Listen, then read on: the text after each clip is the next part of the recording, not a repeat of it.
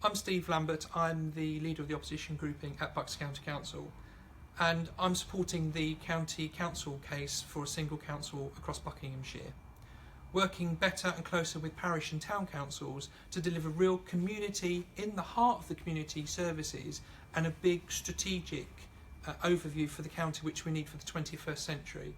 In my view, I have put politics to one side and I'm supporting the case because in my view there is no reason to have two councils in Buckinghamshire. We need to have simplification, and frankly the amount of money that it will save and the ease for residents to understand who it is their local councillor and what they do will make a huge difference to everybody in the county. I come from central London where we had a unitary authority, and I think it's barking mad that we have one council that collects the bins, we have another council that disposes of what they collect. That doesn't make sense to me. So many times as a local councillor I find myself in the same meeting but in different buildings, in different authorities, and that's not good for the public person, it's not good for me as a councillor. But how do you as residents understand what your local councils do?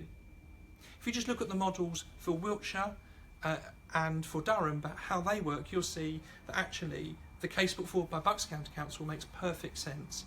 And having area boards will mean we're much closer to our local communities and be able to understand and deliver for those local communities in a much more simplified and easier way, and more importantly, cost effective.